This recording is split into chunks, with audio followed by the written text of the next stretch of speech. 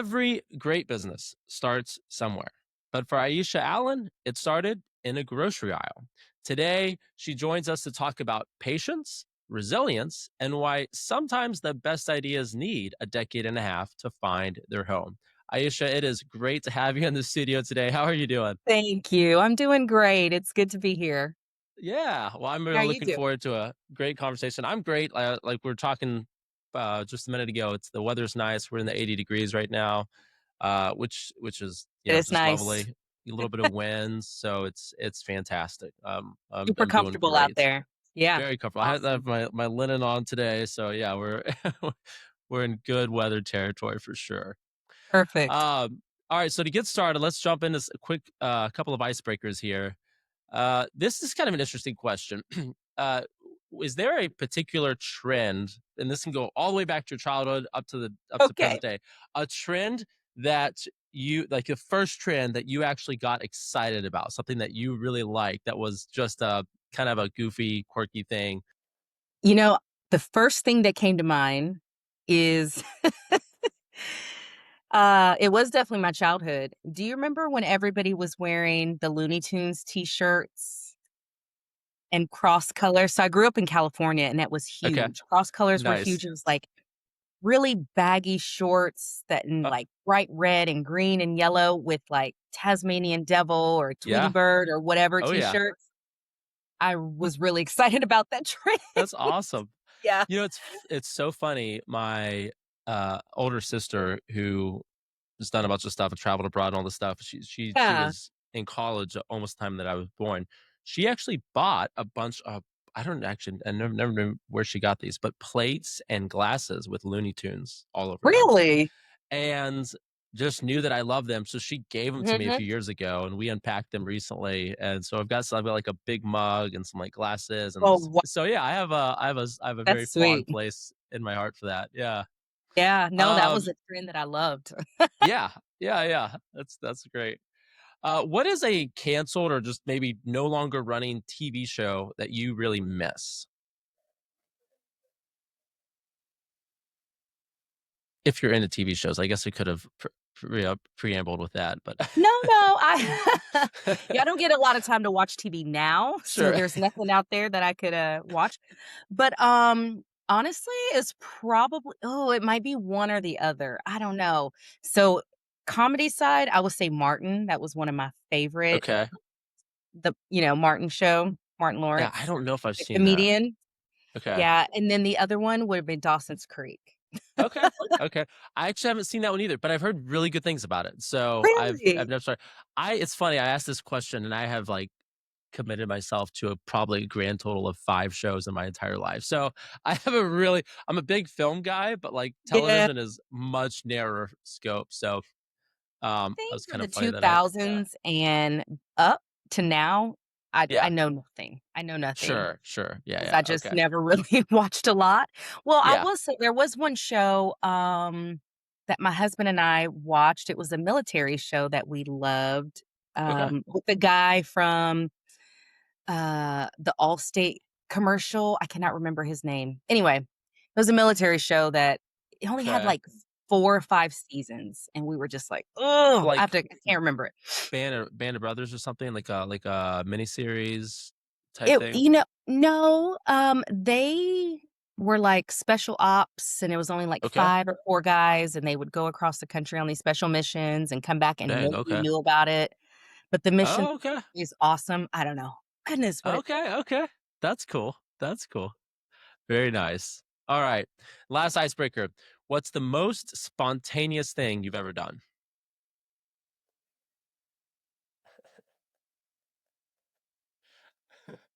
the most spontaneous thing I've ever done that I'm willing to share? That's No, I'm fair. kidding. Yeah. Um, I got a tattoo in Mexico. Oh, okay. That sounds It rather was I spontaneous. know. It was on my, high school senior trip, and we all thought it would be a great idea. And I mean, it Okay. turned out fine, Okay. I came it was fine. It was we had no issues, but that was the most spontaneous thing because I had never even considered getting one before that. Okay. Yeah. Very So that tiny. was Yeah, that was your Yeah. first. That is pretty spontaneous, Yeah, it was. especially if you're overseas and yeah, okay. Yeah. Yeah, yeah. I remember That's coming great. back on the plane and I had on like a halter top type shirt because it was summertime Yeah. and it's on the back of my shoulder and my dad goes, "What is that?" Oh, And he like touches it and I was like, "Oh."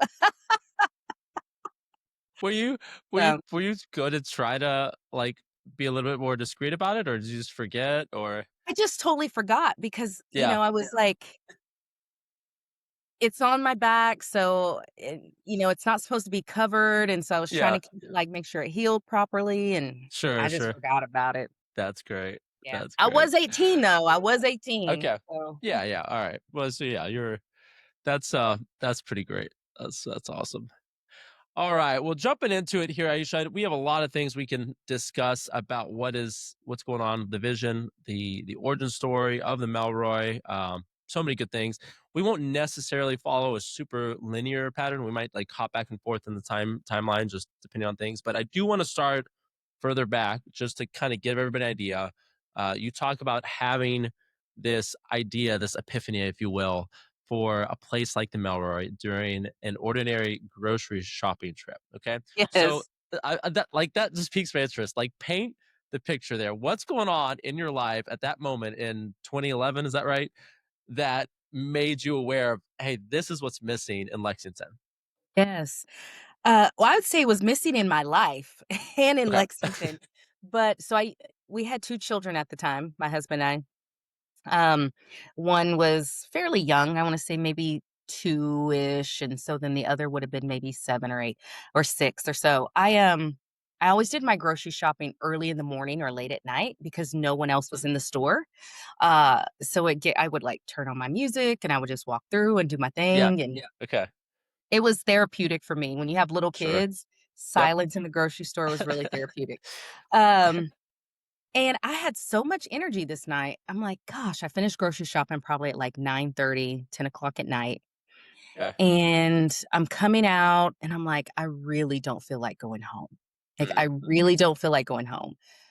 I want to like go read a book somewhere or like pull up yeah, my laptop. And of course, coffee shops are closed at night. for I sure, don't wanna go sit in a library, but I thought, "Okay, 2 young kids, I just wanna go somewhere," and the comfort of just visually seeing adults, hmm, even if yep, I'm not interacting with them, but in, like, a sure, low-key setting, just reading or relaxing, and I was like, "That just does not exist anywhere." mm, yeah, So yeah, that's where the thought came from. okay, Um I texted my husband. I was like, listen, it's late. I don't know if you have a lot of ideas late at night or early in the morning and you just got to get them down, but that's kind of sure, how I am. So I'm sure, texting him. I was like, what about, this? And he's like, oh, that's a great idea. We can, so we just kept talking about it, researching things. And it was these things called social clubs. yeah, And we were like, what is that? And so we kind of morphed, all of that information and just kept collecting data on them and reading about different ones that were opening in other cities and okay. yeah. So what I'm curious because I had never heard the term social club until last year, maybe the year before that, right? I mean, like, ever. So is this something that you guys were finding and hearing and learning about even that far back? Like, it was starting to emerge even early 2010s, or We didn't know that it was starting to merge until we just started randomly Googling, you know, private spaces to socialize, okay, private spaces that are relaxing, things like that. And it was all of these articles about these social clubs in Atlanta and California, New York. And I think the first one we learned about, which everyone probably most people know about now if they've heard the term, is the Soho House, okay, right. which Yeah, started, for entertainment industry people. And then we got wind of one in Atlanta called a Gathering Spot that was okay, opening around that time. Um, then we're like, oh, this is kind of a spawn off of like the country clubs and the other private clubs that we already we knew about. So yeah, it was at that time there were a lot more than we thought there were. okay. So it Yeah. wasn't a unique idea. It was, how do you bring that to something in Lexington at the right time? Sure. Yeah. It was one of Yeah. those things where it's like, there's no rush, right? You've got this idea at the grocery store. There's really no rush. Just kind of keep researching, seeing how these things morph in other cities, learn from that. And Sure. when the time is right, the time is right. Okay, so this is the part that one of the parts that really intrigues me is this idea of timing, and you're talking about it in such a great nonchalant, like, it's like, as an entrepreneur, like, I wasn't an entrepreneur prior to what, 2020, but it's like since 2020, my philosophy is, if it's going to work, it should have happened yesterday and we're already behind. And so it's That's like great. all Yeah. all the time. Well, I think so. And so Yeah. I'm like gunning a bunch of stuff that isn't in good timing, right? So this fascinates me. You got essentially what, 7, 8 year incubation period from having the idea to 2019-ish, when you guys are actually starting to turn the gears and take some steps.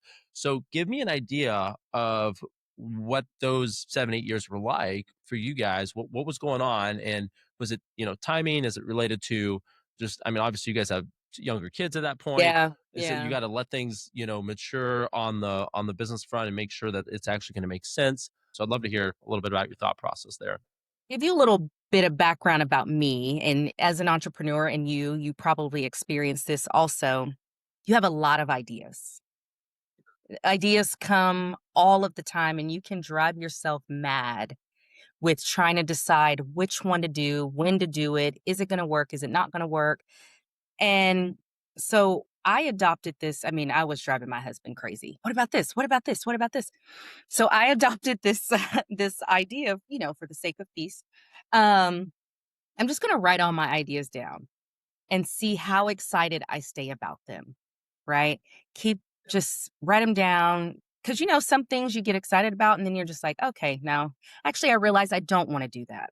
Sure. So I Yeah. knew with this, I didn't want it to be one of those. I was very much into it, and my husband was like, "Oh wow, that's a great idea." He's from Lexington, born and raised, Okay. so he has seen Yep. Lexington morph even more than me. And so he got excited about it. I was like, okay, cool. When you have that extra support, you're like, all right, even if I can't keep going, I know he's going to keep pushing me to go because he's also excited about it. Um, so yeah, that decade was kind of a few things. One, our kids are young, right? So this is going to be a large project. We knew from the back it would be a large project. But our children are way too young to endure something like this at the time, which was actually a good thing because it gave us a lot of time to continue to research and see how they morphed.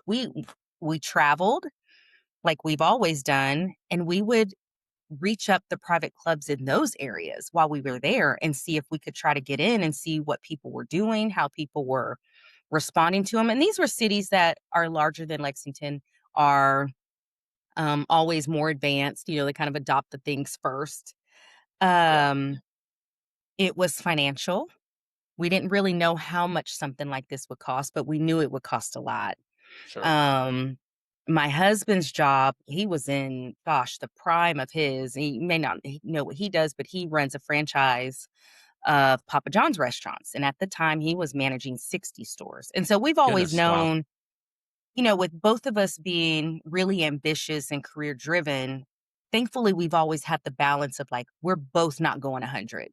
Yeah. Like, we Yeah. kind of have to, like, this is your time. Your work is really taxing.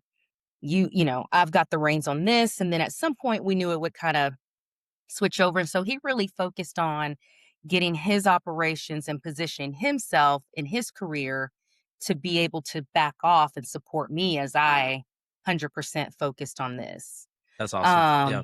Yeah. So, I mean, it took a while, but knowing that we both stayed really passionate about the project, those 10, 12 years didn't feel that long because we were constantly talking about it, constantly looking at places in Lexington. And actually, we had gotten approached about a building, and we had told a gentleman who we knew downtown that had nightclubs and things like that. And he was like, well, what about this space? And we're like, no, we're not quite ready. And this was probably 8 years before we actually opened this, he Okay. knew about the idea, and Yeah. he had property downtown, so he kept his eye out for us. And then he came across another space, and that was the space we had our other jazz and blues bar at, right on Short Street. And we're like, "No, that's not gonna be a great space for a social club," but the price was so great to purchase that space and the business that came with it, Mm. that we were like, "This will be a great project to see if we can even do this." Yeah. Right. Kind of a launching Really pad on almost. Yeah, it really was. Learn the ins and outs of restaurant and bar management because that would have been a component, right, of what Right. we were trying to build. Build customers and relationships, learn the culture. How do people, because we weren't out all the time. We were out with family function type things, but we weren't the ones to go out Mm. and be out every weekend doing things. I mean, because our kids were young. Um, but being around, what is the Lexington culture like downtown? What are, the growth? And Yep. that was Creo. That was seven and a Yep. half years we did that. And it was a launching pad for us. We both learned a lot of great things, mistakes, some things, things that we've taken with us. And so, yeah, it was a launching pad, like you said. Yeah. That's awesome. Mhm. Yeah. What is it, there's a lot of stuff there I could comment Yeah. on, but I love what you said about how, your husband, Dougie, he knew at the prime of what he was doing, and with the idea of starting then doing something like the Melroy as early, if it would have been done so early, you both would have been operating at 100% simultaneously. And I Yeah. think that's really important. We had a similar situation actually last year. My business started to really pick up, and my wife was looking at taking an investment from an outside source to scale her business up and potentially into manufacturing. And we didn't know that mine was gonna scale necessarily when it did, and Yeah, so yeah. we're really kinda thankful now as we look back that the stuff that we were looking at with her ended up kinda not just working out and just it was okay, it wasn't a big deal, it's kinda like, might do it, might not. But if it had, she definitely would have been 100%. And then Right. I would have been at 100%, and we still have 5 kids that are all at the house and very active and being homeschooled, and, Right. like, that just would have been, I mean, it's chaotic on a great day anyway. Yeah. Exactly. It's like, holy Exactly. cow, what if we went Yeah. through like the second half of last year into this year Yeah. trying to maintain that? I don't Right. know what it would have looked like. And so it wasn't as purposeful as it was. It just sort of organically happened that way. And we're looking back like, oh man, Yeah. thank God that's how it panned out. But I think that you guys Right. had the foresight to know ahead of time, hey, if we do this, if we, jump in it and we're both gunning, at the same time, it could get a little wild.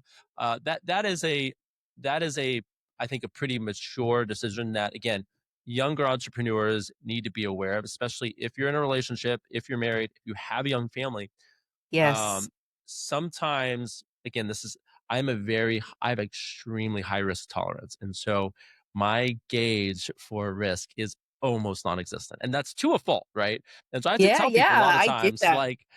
hey, you can't always take my advice because it's not good to apply in a lot of situations. You have to know where you're at, and you have to be on the same page, and you need to be with your spouse, and you guys need to be really rowing in the same direction there.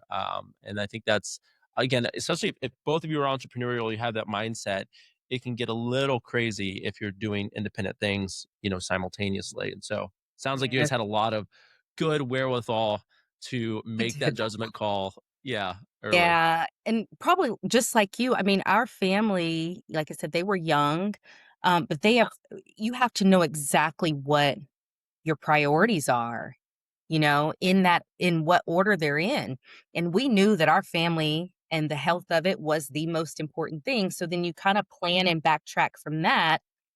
How would this impact the health of what the most important thing we're trying to build, which is our family and the lives of our children? And that was the thing we agreed on. It was like, we both can't, go full speed. Now, maybe we can when we're much older. So, Sure. and we're almost there now because Yeah. we have three. Our youngest is going to be 12 this summer. Okay. So we have a 14-year-old that's gonna be There you go. 15, and then we have a 19-year-old in college, and so they're entering their social lives where they still want us around, but they're starting to spend a lot more time with their people, and then they also understand the trade-off of what mom and dad are doing, and so there's not that guilt. We've made a super strong impact on them as, kids already, that we don't feel like a little tug of time and effort, and what we're trying to do is gonna really impact them as much. They love to be here. They saw the project when we gutted it. They walked Yeah. through, they had questions for like, it's been an excitement for the whole family, and so when I'm like, Yeah. I'm going down to the club, they get it. They're like, "All right, we'll see you later," That's awesome. That's Yeah. awesome. So, walk us through how the whole thing unfolded with the building itself. So this is like 2019, right? That the discussion started happening about this building on Broadway. First of all, talk about the building itself, right? Some of the history there, because this is not new construction. This has Oh, been it's around for a not. minute. So yeah, to give us a little background on that, how that came together, and where that eventually led there. You're gonna probably learn something you didn't know. This Love it. is a very, the story is serendipitous for sure. I was standing outside of our other location, the previous, jazz bar that we had, and I looked across the parking lot and I saw this for lease sign on this massive building. And I thought, I wonder what that is. I wonder what that is. So I just decided to call the number on the back. I had the whole time I had thought about this project, I had never actually called a phone number and Okay. went into any spaces. This was the first time I was like, Okay. that for lease sign has been there for a really long time. Either it's a crappy space or it's really expensive, right? Yeah. Um, Yeah. so I call the number, I come, I go talk to the guy who owns it. I talk to the agent. They walk me through it. It is a four-story. Previously, the original Masonic temple in Lexington, so had really neat architecture inside, but also very dated. Had the original Yeah. windows. Um, Wow. had the third floor had this huge mezzanine with this perimeter of smaller rooms on the outside. Now the first floor was completely empty, gutted. It was in terrible shape. Hmm. And I found out it had not been used since the '90s when comedy off Broadway used Oh to yeah. be comedy on Broadway. They were Yeah. here in this building.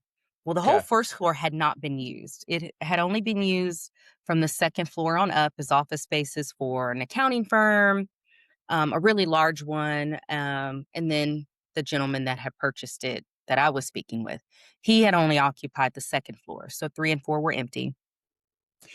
So I told him my idea. He spends a lot of time in New York. He loved it. He said, "I'll tell you what, I'll give you 6 months to get your architect in here, and you just kinda stand here and visualize, do whatever you need to do.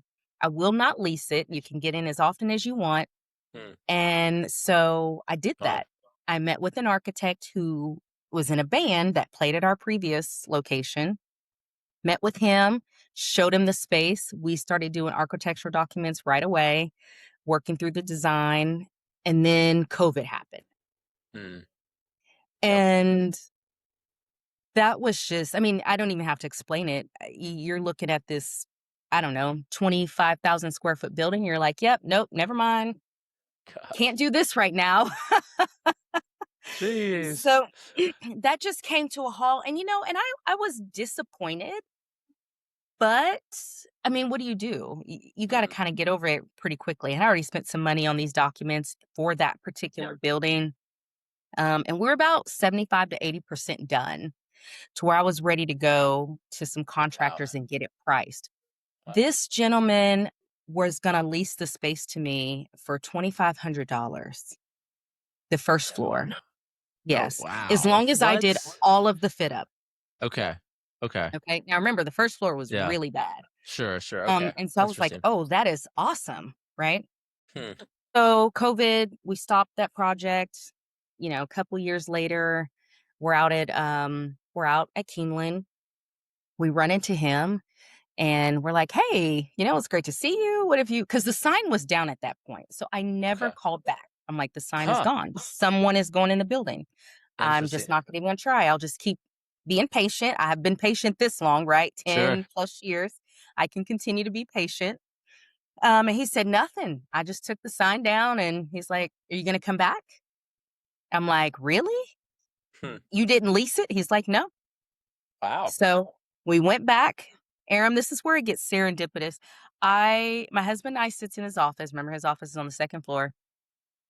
We start talking about the conversation. He said, "Well, the only thing that has changed is that I'm now doing Airbnbs on the third and fourth floor." He said, "So you can still have the first floor."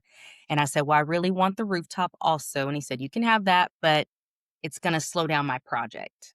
And Hmm. he's like, "I don't really want to slow it down," because he was in the process of gutting 3 and 4. He had documents too for the Airbnbs. Okay. So then one day he goes, "Well, why don't you all just buy the building?" And I was like, "Absolutely not." And my husband sitting right next to me was like, "That sounds all right. We can talk about that." And so you're married, right? So you're like, everything's going through my head. I'm like, "Absolutely not." And then here he comes right next to me and says, "No, we can talk about that." And I was like, "I don't know where this man's going to find this money. I Great. don't I don't know what he's doing, but I'm gonna trust him because we've been married this long." And Yeah. so I'm like, "We'll That's just talk amazing. about it after." So he goes, "Well, go right next door and talk to Buddy." And I'm like, "Who is Buddy?" He's talking to us like we know this guy. I'm like, Okay. "Next door, outside, next Yeah. door, like the next building." He goes, "No, next door to my office." Oh my We gosh. go next door to his office. Right then and there, the gentleman he's talking about is a commercial lender. Um, who sold my husband and I our first house. We had Oh not my seen gosh. him, and we had been in our house at this point for 14 years. No So our way. first house, was right out of college, and Yeah. it was like we had not seen him since then. So he's like, It's "Aisha, wild. Dougie?" We're like, "What is going on?" Sit down and talk to him, and then the owner comes over. He says, "We're gonna make it work. They're gonna buy the building, whatever to make it work." I'm like, "This is not how things happen. This is not how things happen." That's amazing. Come to find out, the gentleman owns the bank. No. You cannot make it up. And so What? when you've worked on something for so long and you've been Golly. so patient and you've stepped out of your comfort zone to just make a phone call to Mm, say, "Okay, I'm ready to do this," to mm, you're just like, whether you are a person of faith or not, mhm. all these steps are being aligned. You have to just continue to trust and keep Yeah. walking through those doors that open for you pretty much effortlessly, other than Yeah. making a phone call, Yeah. right? And I That's and I'm saying crazy. it because, like you said earlier, kind of being hyper active in terms of, if I've got this idea, if it's gonna work yesterday. And we took this very different approach of, the timing is right, it will Mm, reveal itself, mhm. and then it did. Yeah. So yeah, That's so we bought amazing. the building. Now ask me on another episode whether or not it was worth it. No, I'm kidding.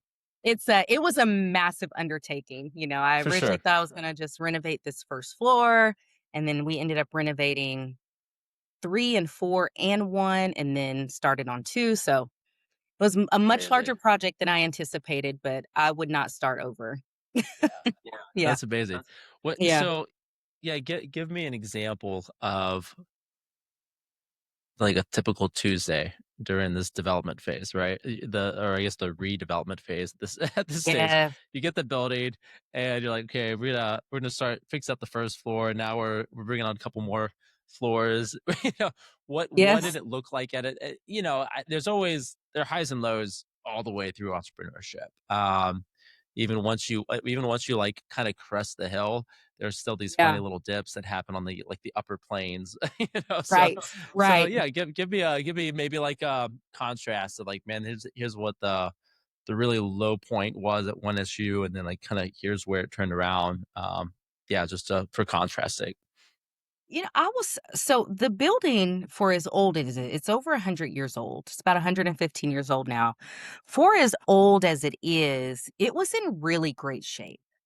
And one of the things that I think helped us is that we gutted it. Mm, So it wasn't like we were working around and through and trying to tear this wall down and then we found this issue and add this wall and we can't. It wasn't that. The third and fourth floor was just a huge box of mm, exterior walls. Um the only outside of construction time, right? That I think and from what I've heard from others that have gone through this, it is post-COVID, everything was more expensive. Logistically, getting materials was a challenge, getting them on time. And so the construction period of developing anything was always always behind, even with finding qualified, you know, people. And I had a general contractor who had people. Um, I ran into a situation where I spent more time managing the general contractor's subs than he did. You became the GC. So yeah, yes, I did. And so on a random Tuesday was me asking them what their schedule is for the day, what are they trying to complete for the day, Pulling up the punch what list. bottlenecks do they have, Yeah. do you have your materials and a lot of times they did not know. They were like, "Well, Mm, we're gonna do," and I was like, "Oh no, this can't happen." So I had to manage my contractor. I was like, "I want a schedule. I yeah, want I want to have a standing meeting each week. I want to make sure we're hitting milestones, and if we're not, why we're not." I didn't plan to do any of that, but I had sure. never been in this project, a project like this. But I did. Thankfully, my marketing operations experience helped me Yeah. manage that, because I mean, I understood waterfall project management. I understood agile project management. And so even though it wasn't knowledge that I had about the construction business, the methodology behind managing Mm, a project, I knew. mm, So I didn't feel like that was overwhelming. What was overwhelming was I'm paying them, but they don't think they have to listen to me. yeah. But you do because even though you're getting paid from him, he's getting paid from me. So, That's by wild. the end of the project, it was said that if I had managed all of their projects, they would make a lot more money. There I you go. said, "Well, I'm very expensive." Your your next business venture is gonna be in general contracting, it sounds like. You got a You know good what's opportunity there. Yeah, so my daughter, she's in excuse me, architectural engineering is her program in college. And so I kind of feel good. I can support Yeah, her a little bit in that. Yeah. that's amazing. But yeah, That's that was awesome. a random Tuesday. Ball cap, Yeah, dirty, just walking walking into not through. knowing what's Uh-huh. happening today and we're That's just going to amazing. deal with it head on. But Yeah. I never had any building surprises. So that was good. Okay. Yeah. Yeah. That's good. Yeah. That is No good. building surprises. That's I think a pretty fortunate gift that a lot It of is. general Yeah. contractors could not attest to. So Yes. It's true, it's yeah. true. Yeah. The coolest So thing, though, and I'll give you this real quick, the coolest thing was when we were trying to do the structural work for the rooftop. okay. Yeah. You know how massive this building is. I mean, the footprint is 7,000 square feet. So, they had to bring in this steel beam, and they had to swing it through the windows on the 4th floor, put a hole in the rooftop and snatch it up and hold it in place while these welders are Yeah. up in there Attached it. installing I mean, it was the most magnificent thing I had ever seen That a is cool. human do. Yeah, That is cool. yeah, so It it is amazing yeah. to think of the things that we get to experience from a just from an advanced the age that we live in, the kind of things you can Yes, put together is pretty amazing. Yeah. and these That's wild. gentlemen were from Cincinnati, they build bridges, so this was Okay. nothing to them, you Sure. know? I was like, "This Yeah, is this is so like a hard." They lunch were break like, activity. "Exactly, this is nothing." That's So, awesome. that's the coolest thing, yeah. That's pretty neat. That's pretty neat. Yeah. So walk us through a little bit. This I think you've described the Melrose as kind of like a hybrid model type of thing, right? So, and I think this is what's interesting. You got like a private social club functions as a co-working space by day, which I Yeah. know a lot about because I'm there during the Yeah. day almost Yeah. entirely. Uh, it's actually kind of hard to catch me. And evenings are crazy anyway. So I love the space for that. It's a Yeah. wonderful, Thank very you. relaxed, wonderful environment to be in and get work done and host meetings. So but then kind of more, dining social destination, in the evening, right? So I kind of talked about how I'm there a lot. Do you see a lot of like a morning member versus an evening member crossover there? And what was the decision? Again, this could go all the way back to your grocery store experience. But what was kind of the idea there of having sort of a dual model at place when this opened? It was two things. One, just maximizing the space and its use. Um, and then also, a lot of people aren't in their offices anymore. And so watching that post COVID, even me, I was at Lexmark prior to this. Mhm. We didn't have to be in the office all the time. They tried, and everybody's trying to find places to work, and the coffee shops are always crowded. And then you feel like Right. you have to buy coffee every 2 hours just to keep your spot. And, am I staying here too long? And so I was like, what if people just paid for a place where they never have to get up, just Hmm. be that space? But I do see a lot more evening members than I do daytime. um More people that are just looking for that after five social space, looking, where they can meet other people or hang out with their friends. And then I do the co-working early part of the day.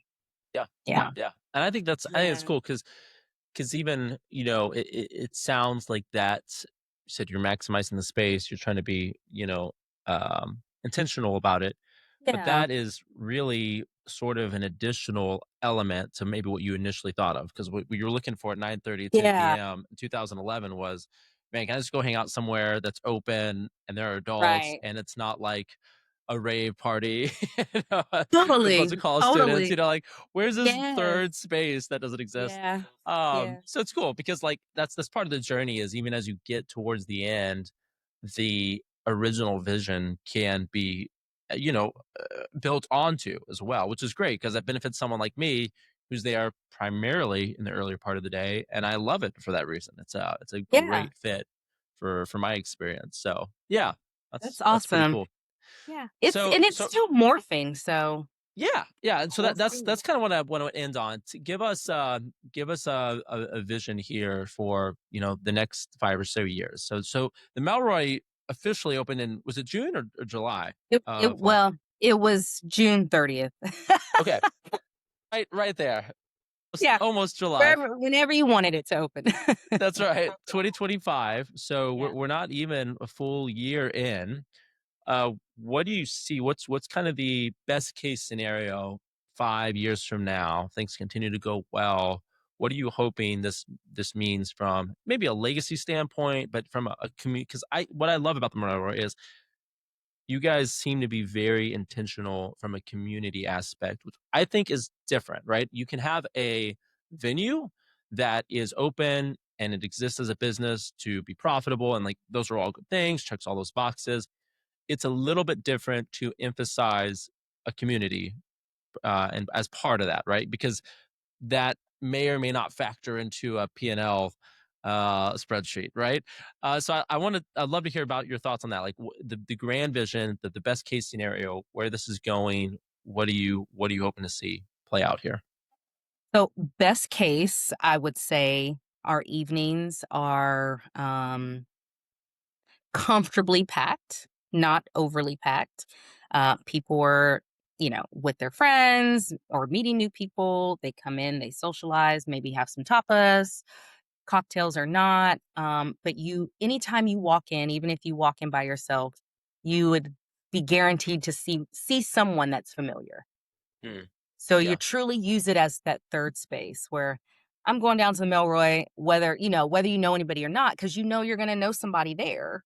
Yeah. Yeah. Or it's comfortable enough for you to just be there by yourself. I hear a Hmm. lot of adults saying, "Oh my gosh, you go out to eat by yourself or you do this." I'm like, "Yes," Sure. but I don't have a problem talking to anyone.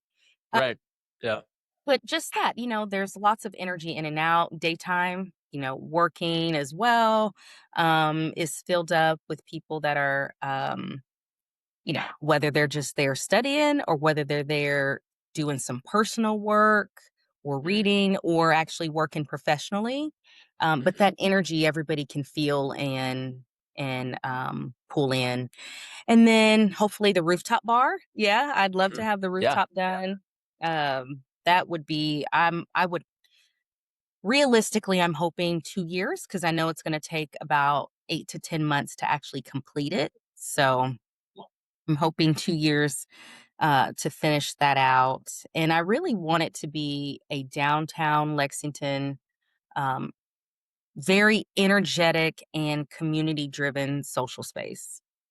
That it is, well, where do you go to meet other adults and hang out? Well, you go to the Milroy.